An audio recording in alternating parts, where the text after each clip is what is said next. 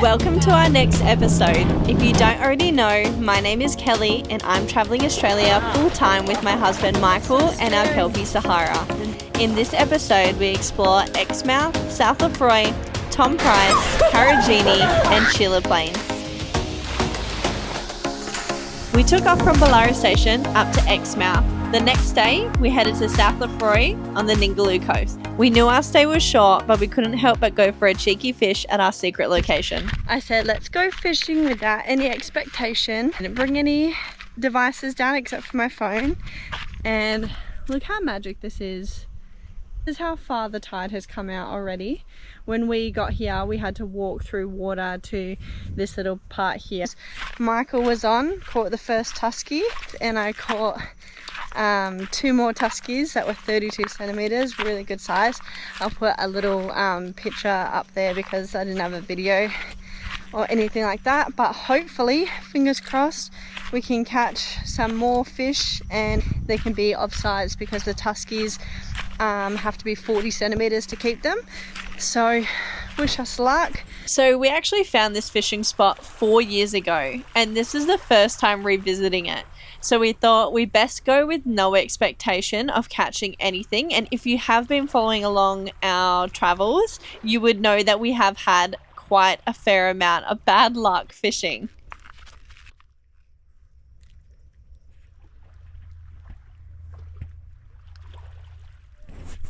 Yo! It's a grassy. You got one too! Oh, is this a grassy? Yeah! I didn't know. Two grassies.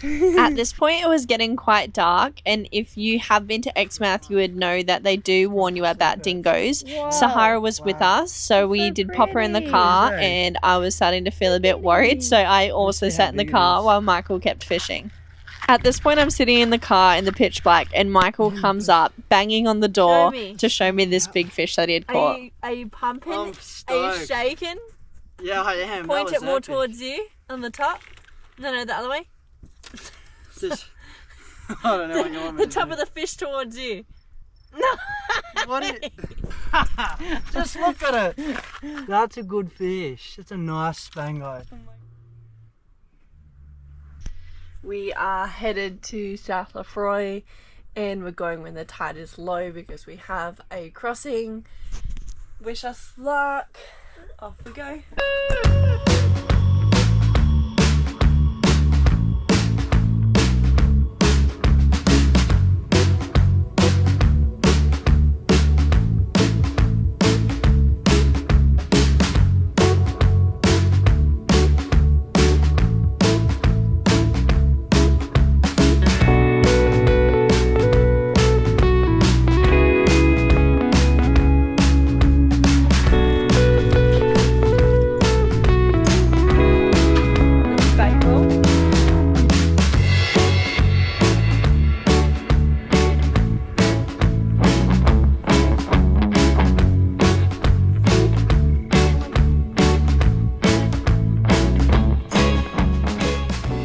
To get to South Lefroy, you must travel along a sealed road until you reach Yardie Creek crossing.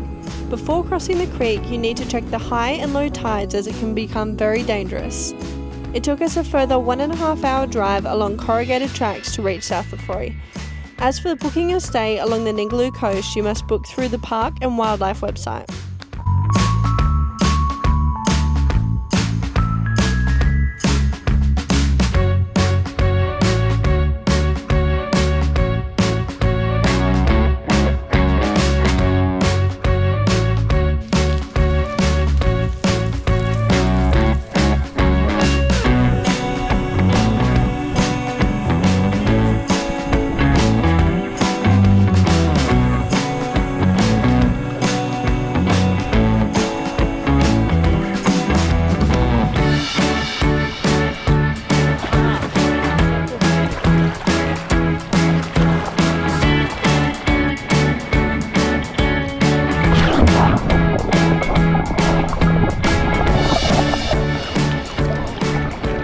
Doggy paddling. I've never seen you look so happy in the ocean. It's so easy to swim here. It's so clear, you can see everything. So our van is just there. And this is our backyard for the next 3 days.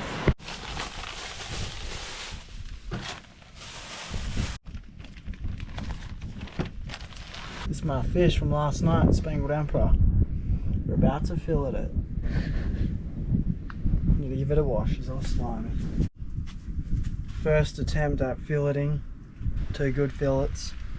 I'm no expert, it's a bit dodge, but hey, there's plenty of meat on that bad boy.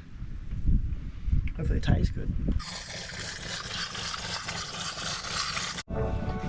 Afternoons like this at South Lefroy, Michael's pumping up his paddleboard, and I'm not going to claim it, but a guy gave us a squid because he was very kind, and I prepared him. It looks so fresh. So we're gonna just do some. That's what happens when you drive and then open up cupboards. Everything wants to fall out at you. Some flour, salt and pepper, and cayenne pepper, and that should do the trick. So at this point, I'm grooving, I'm drinking my matzo ginger beer, preparing the squid, and it seems like a repeat of the previous night. Michael comes up to the caravan puffing, and I honestly thought something went wrong. That's so scary. He said, I bloody caught a shark, and I didn't think that you would believe me unless you saw it yourself. It's pretty much going to flip itself. Have you filmed it? Yeah. As scary as it was, Michael managed to get the hook out of its mouth and catch and release. Good morning. Good morning. Woken up in South Lefroy. Look out our window. She's a ripper. Bit of sunshine. The weather's been mint up here. Got to get that liquid gold in you. Coffee's liquid gold, isn't it? Yes. We're at site 25. Literally the only site I could get in at. But it is a good one. And the water is the clearest water I've ever seen, I reckon, here. It's awesome.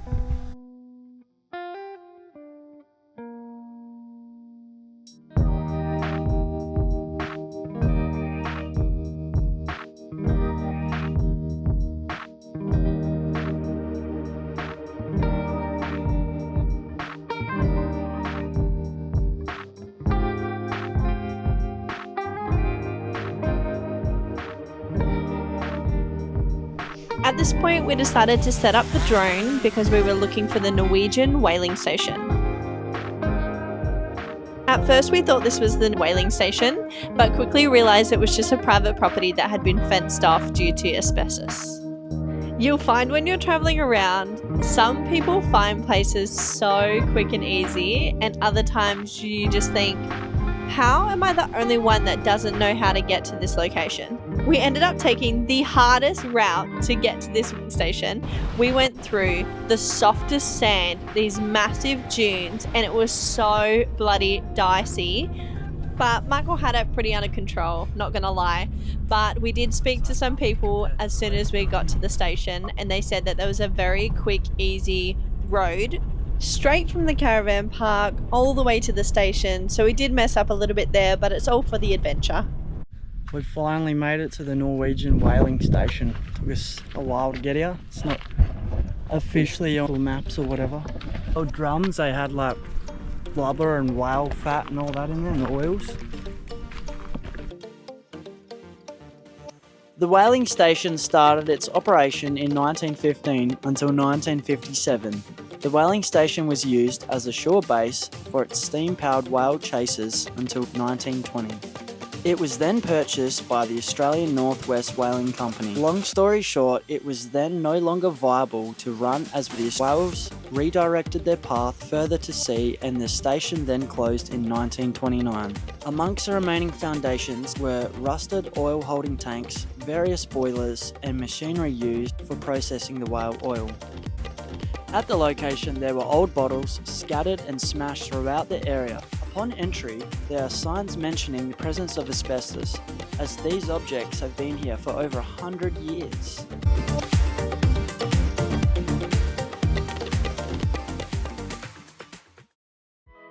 I won't ramble on too much, but we were very lucky to see a family of dugongs just offshore. We call these the sea cows. We are so lucky that we get to share these moments with you guys.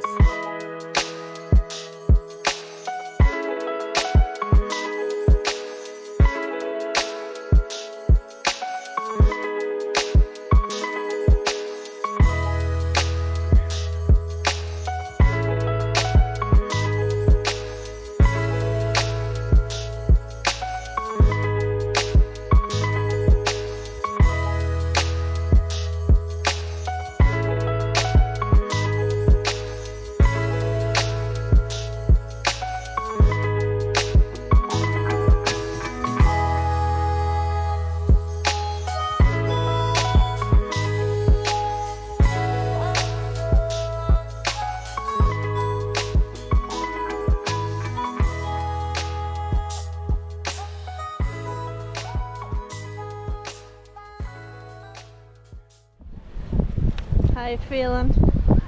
Yeah, not bad. Just paddled the bait out. What'd you put on there, squid? A whole squid head. See what happens. Last arvo in It's nice. South Lefroy.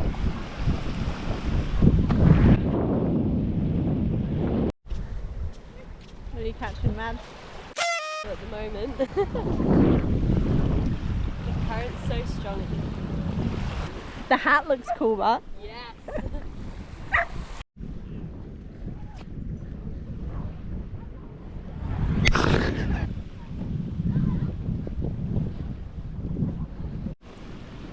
Kel boss could be something on. Feel it. Yeah? Running. Shall I let the drag go a little bit? It'll just run off. You just, as long as you don't run out of line. See that? But can you feel a fish or? Yeah. What the hell? I've got shit going on everywhere. Wait, there's a turtle there. Turtle! Jake. And just like that, our 3 days were up in South Lefroy. Time to head back to Exmouth, clean the van, and have a feed.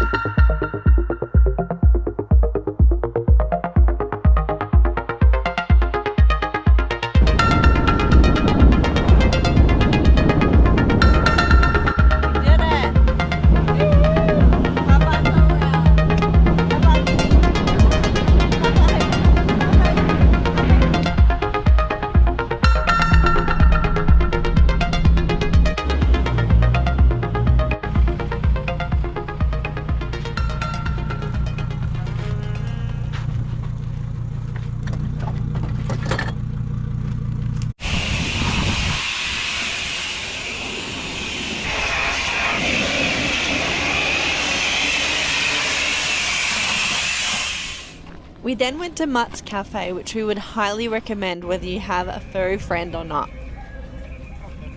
As you can tell, Sahara is treating this place like it's her own. They offer this beautiful semi-shaded outdoor area that's obviously friendly for your furry friend. We had these deliciously humongous burgers and we finished the lot.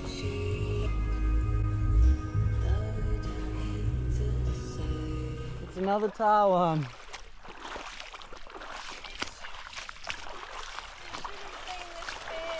Yeah, I believe you. Hell disappointed to catch a fish. Oh, that's a good cod, but they have to be sized. Proper like gold spotted cod. Still a good size. That's probably... Shall I measure him? Yeah. Oh no, we're out again.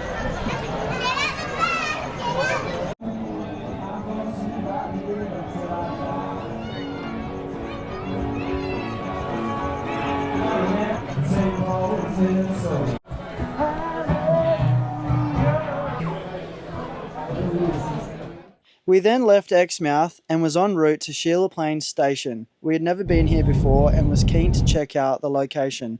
It took us about 5 hours towing the caravan, and it's safe to say we went a little stir crazy driving there.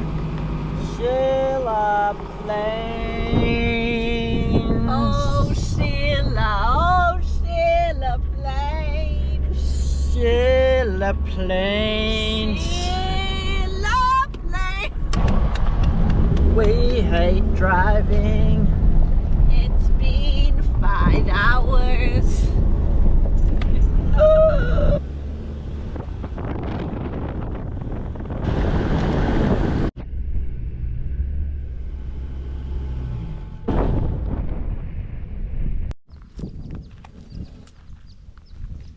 What are you doing?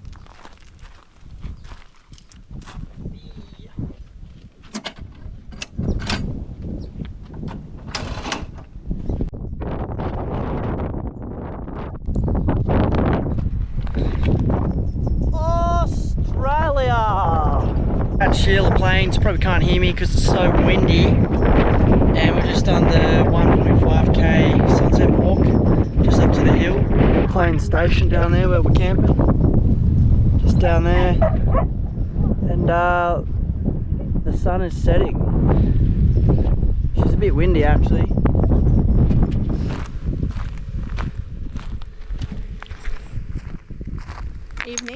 Evening, we're live. We're going for dinner at Sheila Plains Station Stay because we love eating at the stations because it's all local authentic food. So tonight it's like roast pork. I think they said it's cornbread. Could be mac and cheese, roast veggies. And blueberry pie with vanilla ice For cream dessert, at the yeah. end. So pretty keen. We'll let you know how it goes. And then they've got their rams that are even longer again.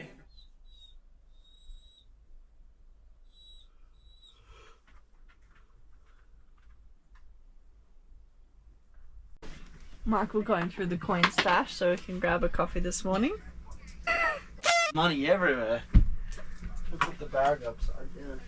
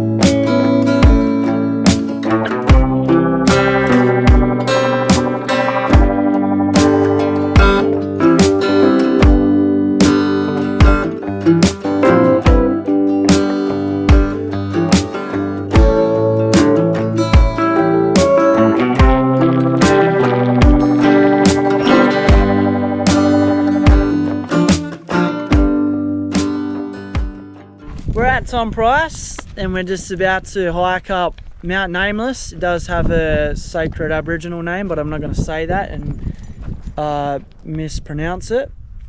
So it's quite a hike, but we're keen for it. Got the brand new bucky on. Let's get it.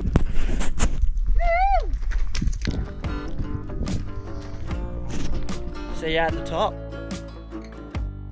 If you haven't already clued on, yes, we did a reel about this on our Instagram page, and yes, we did drive, we didn't hike, we are lazy bums, we know. Full and low, let's go. This is Mount Nameless, also known as Jundamurra. This is the second highest mountain you can drive up in WA. It stands 1,128 metres above sea level, with sweeping views across the Hamersley Ranges, the town of Tom Price, and the iron ore mining operations. Not many places you'd get a view like this without the sore legs of a hike.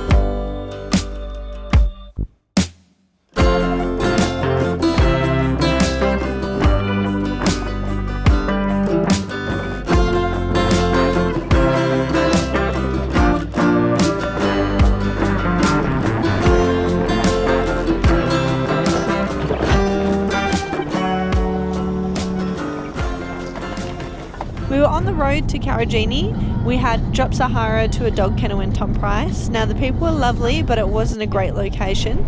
We could hear dogs whining from our caravan park, which is just down the way.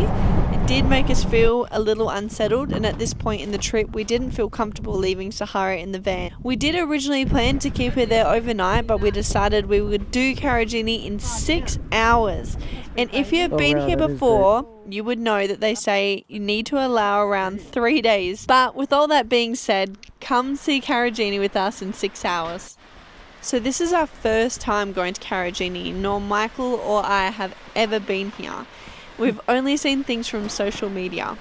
So we kind of gathered that you would hike through these places. So you would go through a little gorge and then like swim a little bit and then hike up this and then go to another section. We couldn't be more wrong. So we drove from Tom Price to the visitor centre, which probably took us about an hour and a half. Then we explored all the gorges that were around the visitor centre. Pretty much to get to the first section, it's a whole lot of stairs.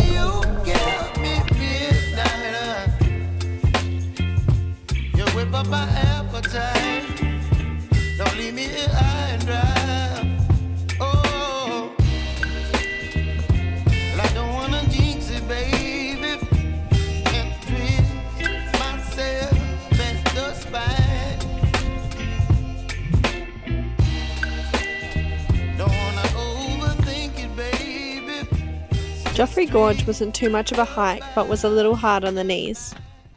We are at Joffrey Gorge, down in the base. Just the two of us. It's like an amphitheatre. Everything just echoes. Kel's just doing a bit of rock climbing over there.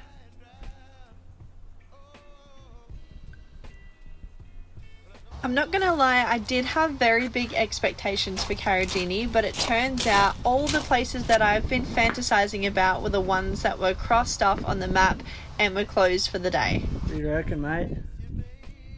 Pretty good. And then we found Spa Pool. Hammersley Gorge is one of our highlights, and funny enough, it is the closest one to Tom Price.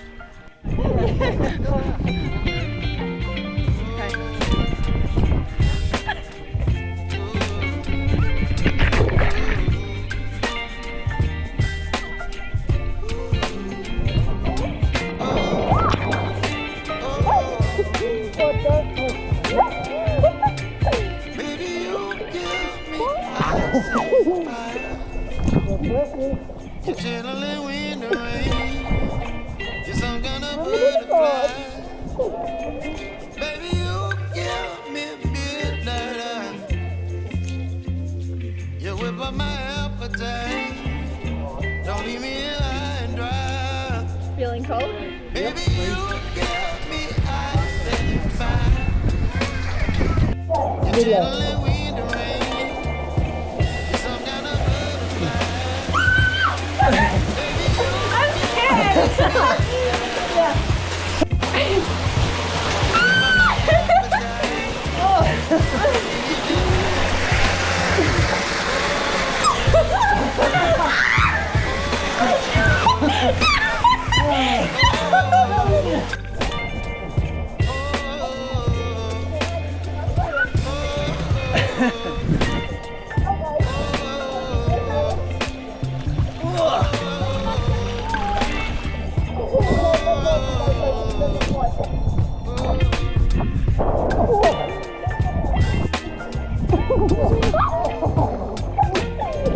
There's so many rocks.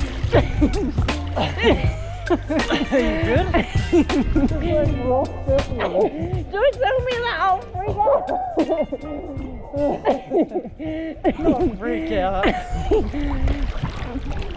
Oh, what is that? Don't say that! The mermaid's coming out of the water. More like big sea whale.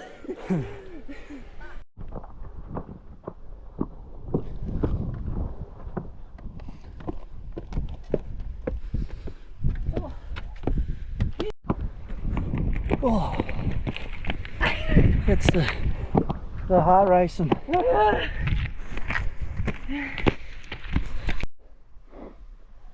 Me struggling.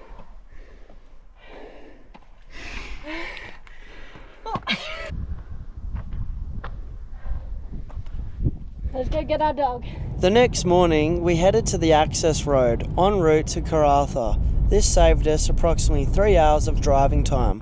To drive on this road, you need a permit from Rio Tinto. Yeah, you're right to pass. Runs very nice.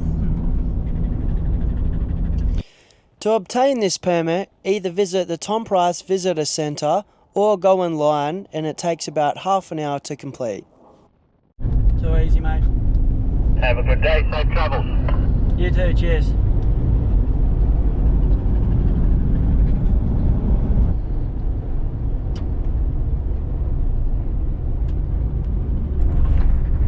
I think that's so cool. A little bit wider.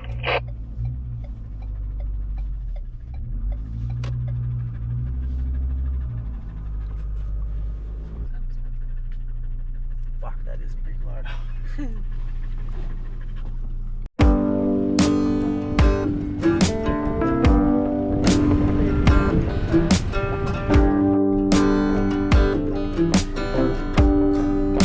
That thing is one car.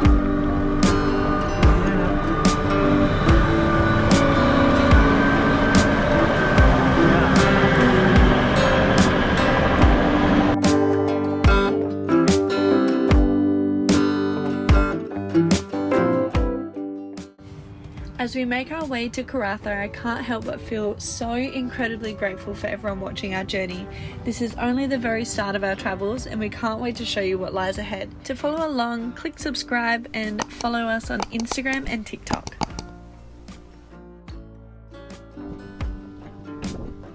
On our next episode, we explore Karratha, Pardue Station, Barn Hill and Broome. See you in the next episode.